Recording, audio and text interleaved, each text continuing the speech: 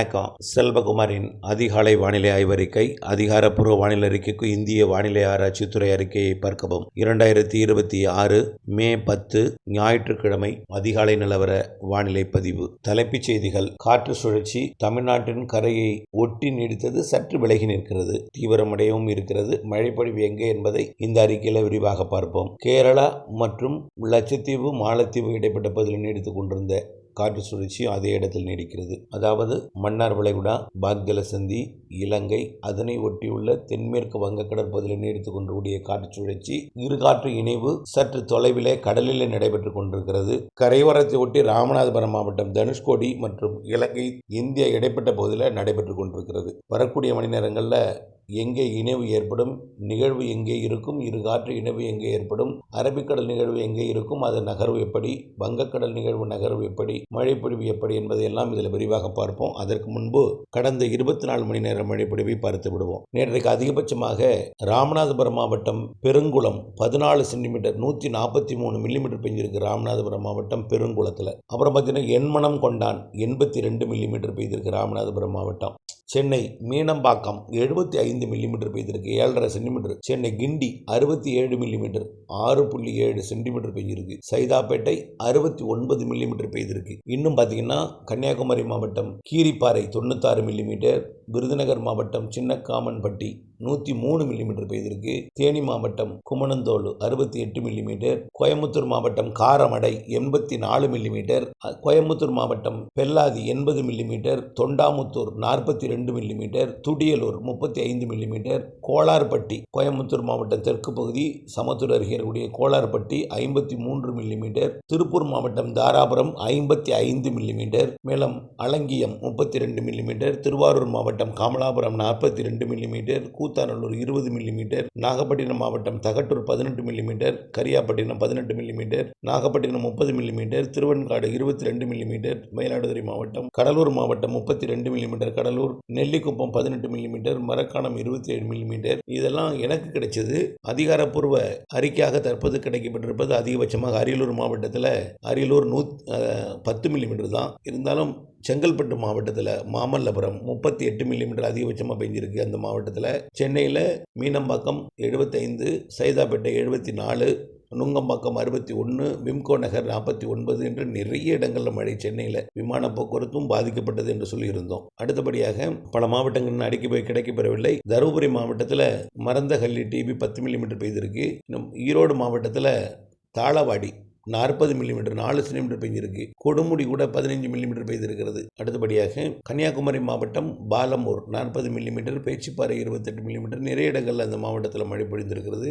கரூர் மாவட்டத்தில் கூட தோகமலை 17 மில்லிமீட்டர் மழை பெய்திருக்கிறது. கிருஷ்ணகிரி மாவட்டம் பாம்பார் அணைக்கட்டு 55 மில்லிமீட்டர், ஊத்தங்கரை 55 மில்லிமீட்டர், மேலும் கிழவரப்பள்ளி அணை 18 மில்லிமீட்டர். நிறைய இடங்களில் மழை இருந்துச்சு அந்த மாவட்டத்தில். மதுரை மாவட்டம் கல்லந்திரி 45 மில்லிமீட்டர், பெரியப்பட்டி 13 மில்லிமீட்டர், மேலும் நாமக்கல் மாவட்டம் ராசிபுரம் 13 மில்லிமீட்டர், பெரம்பலூர் மாவட்டம் வேப்பந்தட்டை 25 மில்லிமீட்டர், புதுக்கோட்டை மாவட்டம் Karambakkudi 34 millimetre, Gandarvakottai 34 millimetre, Meemisal 22 millimetre, Perungalur மற்றும் ஆதனக்கோட்டை எல்லாம் மழை தான். மணமேல்குடியும் கொஞ்சம் மழை, இலுப்பூர் மழை. மேலும் பார்த்தீங்கன்னா ஆலங்குடியில் மழை இல்லை, ஆனால் அதற்கு சுற்றுவட்டாரத்தில் அங்கங்கே மழை பொழிந்திருக்கிறது. அடுத்தபடியாக ராமநாதபுரம் மாவட்டம் Thangachimadam 79 millimetre, Rameswaram 75 millimetre, Pamban 71 millimetre, மண்டபம் 57 மில்லிமீட்டர், தொண்டி கொஞ்சம் குறைவான மழை. அடுத்தபடியாக பார்த்தீங்கன்னா ராணிப்பேட்டை மாவட்டம் மின்னல் 29 மில்லிமீட்டர், அரக்கோணம் 10 மில்லிமீட்டர், சேலம் மாவட்டம்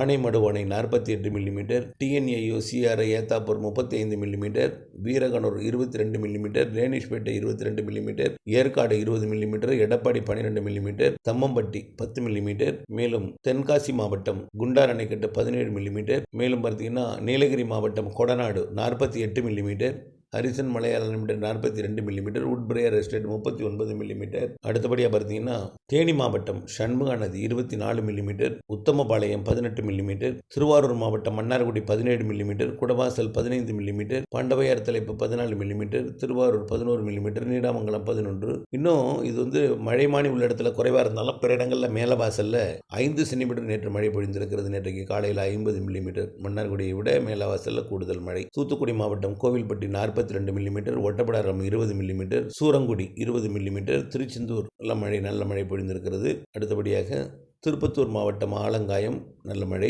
திருப்பூர் மாவட்டம் தாராபுரம் 55 மில்லிமீட்டர், காங்கயம் மற்றும் வெள்ளக்கோவில், வட்டமலைக்கரை ஓடை மற்றும் திருமூர்த்தி அணைக்கட்டு பகுதி, கலெக்டர் ஆபீஸ் திருப்பூர் சவுத், மடத்து அங்கேல மழை இல்லை, ரைட்டு மன்னிக்கவும், அமராவதியில் மழை இல்லை, திருமூர்த்தி மழை. அடுத்தபடியாக பார்த்தீங்கன்னா விருதுநகர் மாவட்டம் பெரியார் அணை 58 millimetre, Srivilliputhur 56 millimetre, Vathirayiruppu 35 millimetre, Sivakasi RTO office 23 millimetre, Rajapalayam 17 millimetre. அடுத்தபடியாக பார்த்தீங்கன்னா வானிலை அமைப்பை பார்ப்போம். தற்பொழுது காற்று சுழற்சியானது தமிழ்நாடு இலங்கை இடைப்பட்ட மன்னார் வளைகுடா பாக்ஜல சந்தி தொடங்கி இலங்கை மீதும் இலங்கைக்கு கிழக்கே மற்றும் தென்கிழக்கே உள்ள தென்மேற்கு வங்கக்கடல் பகுதியில் நிலை கொண்டிருக்கு. சரியா சொல்ல போனால் குமரிக்கடல் முதல் மன்னார் வளைகுடா பாக்ஜல சந்தி, இலங்கை சுற்றுவட்டார கடல் பகுதி மற்றும் அதனை ஒட்டியுள்ள தென்மேற்கு வங்கக்கடல் பகுதியில் இந்த காற்று சுழற்சி நீடிக்கிறது.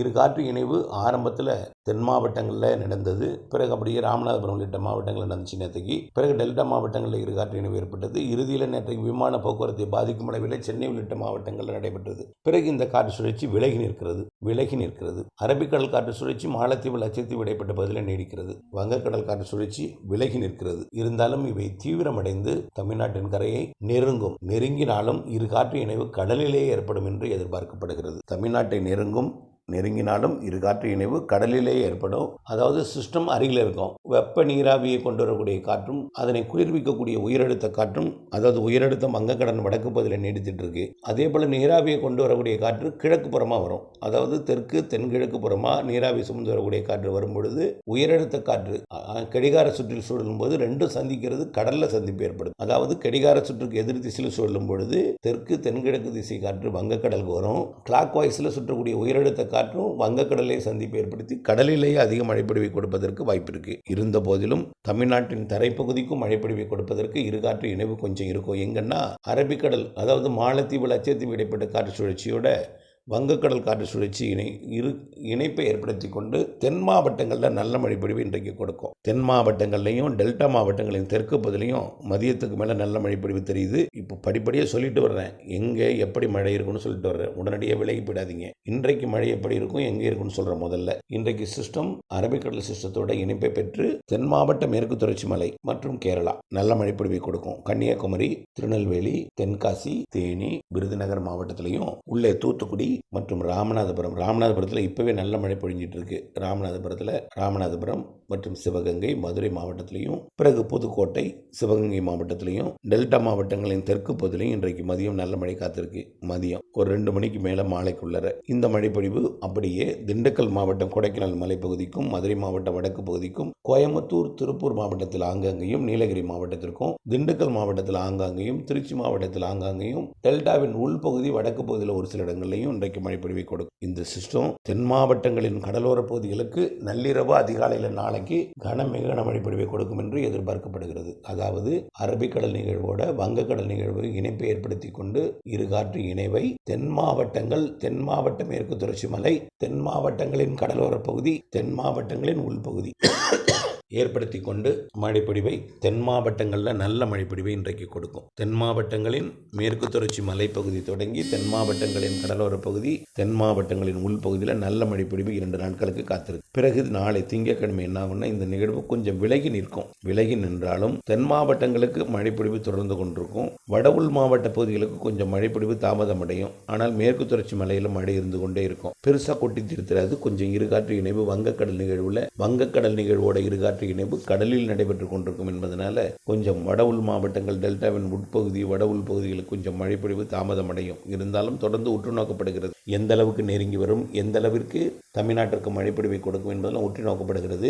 இந்த நிகழ்வு தமிழ்நாட்டின், அதாவது வங்கக்கடல் நிகழ்வு தமிழ்நாட்டின் கரையை ஒட்டி நீடித்து இருகாற்று இணைவை கடலில் ஏற்படுத்தி கொண்டிருந்தாலும் வங்கக்கடல் அரபிக்கடல் நிகழ்வு தென் மாவட்டங்களுக்கும், மேற்கு தொடர்ச்சி மலை மாவட்டங்களுக்கும், தென் கடலோரத்திற்கும், தென் மாவட்டங்களின் உள்பகுதிகளுக்கும், டெல்டாவின் தெற்கு பகுதிக்கும் மழைப்பொழிவை கொடுத்தாலும் வட உள்பகுதிகள், வடகடலோர மாவட்டங்களுக்கெல்லாம் மழைப்பொழிவு கொஞ்சம் தாமதம் ஏற்பட்டாலும் கவலைப்படாதீங்க. தொடர்ந்து வானிலை அப்டேட்ஸோட இணைந்திருங்க. மழைப்பொழிவு எப்படி என்பதை நாம் தொடர்ந்து உற்று நோக்கி அறிக்கையாக வழங்குகிறேன். அதாவது 2 நிகழ்வும் நெருங்கி வந்து ஒன்றிணைந்து போகும்னு பார்த்தோம். ஆனால் ஒரு நிகழ்வு விலகி நிற்கிறது. விலகி நின்று இருகாற்று இணைவு வங்கக்கடலை ஏற்படுத்தி இருக்கிறது. இருந்த போதிலும் அரபிக்கடல் நிகழ்வு இணைப்பால் தென் மாவட்டங்களுக்கு மழை உறுதியாக தெரிகிறது. மேற்கு தொடர்ச்சி மலைக்கும் தென் மாவட்டங்களின் மேற்கு தொடர்ச்சி மலை, தென் மாவட்டங்களின் கடலோரம், தென் மாவட்டங்களின் உள்பகுதிக்கு நிறைய மழை தெரிகிறது. பிறகு வடகடலோரத்தை நோக்கி நெருங்கி எந்த அளவுக்கு வருகிறது, இருகாற்று இணைவு எப்படி மாறி அமையும் என்பதெல்லாம் உற்று நோக்கப்படுகிறது. இந்த நிகழ்வுக்கு அடுத்தபடியாக இந்த நிகழ்வால் மழைப்பொழிவு வட உள் மாவட்டங்கள் வடகடலோரம் இருக்கும், குறைவாக இருக்கும் அல்லது கொஞ்சம் கூடுதலாக கூட இருக்கலாம். நிகழ்வு உற்று நோக்கப்படுகிறது. தொடர்ந்து நீங்கள் அப்டேட்ஸோட இணைந்திருக்கணும்னு தான் கேட்டுக்கொள்கிறேன். இந்த நிகழ்வால் வெப்பம் குறைவாகத்தான் இருக்கும். 36-37 டிகிரி தான் வேலூரே இருக்கும். வரக்கூடிய 20ஆம் தேதி 21ஆம் தேதி அந்த 25ஆம் தேதிக்குள்ள கொஞ்சம் வெப்பம் கூடினாலும் வேலூர் தான் கூடும். திருச்சி கொஞ்சம் கூடினாலும் இந்த பழைய அனல் வெப்பம் அக்னி வெப்பம்லாம் கிடையாது, பயப்பட வேண்டாம். மேகமூட்ட வானிலையும் ஆங்காங்கே மழையும் இருந்து கொண்டிருக்கும். தொடர்ந்து அப்டேட்ஸோட இணைந்திருக்கணும். இதற்கு அடுத்த நிகழ்வு பார்த்தீங்கன்னா 23, 24, 25 அரபிக்கடலில் ஏற்பட போகுது. அது தென்மேற்கு பருவமழையே மாத இறுதி நாட்களில் தொடக்க போகுது. அதுவும் தமிழ்நாட்டின் மேற்கு தொடர்ச்சி மலை, பாலக்காட்டு கணவாய், ஆரியங்காவு கணவாய், ஆரல்வாய்மொழி கணவாய், கர்நாடகாவின் மைசூரு மற்றும் வயநாடு, அதாவது கேரளாவின் வயநாடு, கர்நாடகாவின் குடகு போன்ற பகுதிகளுக்கெல்லாம் இந்த மாத இறுதி தென்மேற்கு பருவமழையை தொடக்கி நல்ல மழை பொழிவை கேரள எல்லையோர மாவட்டங்களுக்கு கொடுக்கும் என்று எதிர்பார்க்கப்படுகிறது. ஆகவே அவையெல்லாம் உற்று நோக்கப்படுகிறது. வங்கக்கடல் நிகழ்வு சற்று வித்தை காட்டிக் கொண்டிருக்கிறது. இருகாற்று இணைவை கடலில் ஏற்படுத்துகிறது. புரிந்திருக்கும் நினைக்கிறேன். அரபிக்கடல், அது வங்கக்கடலோட வடக்கு பகுதியில் நீடிக்கக்கூடிய உயர் அழுத்தம் குளிர்விக்கும் காற்று, வங்கக்கடலோட நிலநடுக்கோட்டு இந்திய பெருங்கடலில் இருக்கக்கூடிய வங்கக்கடல் நிகழ்வு காற்று, இருகாற்று இணைவு கடலில் ஏற்படும். தென் மாவட்டங்களுக்கு மட்டும் உறுதியாக மழை, கனமழை தெரியுது. டெல்டாவின் தெற்கு பகுதிக்கு தெரியுது. வடக்கு டெல்டா மற்றும் வடகடலோரம் வட உள் பகுதிகளுக்கு மழையின் அளவு சற்று குறைவாக தெரிகிறது. இருந்தாலும் இது உறுதிப்படுத்தலை. இந்த நிகழ்வு தீவிரமடைந்து நெருங்கி வந்தால் கூடுதலாக மழைப்பொழிவு கொடுக்கவும் வாய்ப்பு இருக்கு. நிகழ்வோட நகர்வு, நிகழ்வு அமைவிடம், நிகழ்வோட தீவிரத்தை உற்று நோக்கப்படுகிறது. அதனால அப்டேட்ஸோட தொடர்ந்து இணைந்திருக்க அன்போடு கேட்டேன்.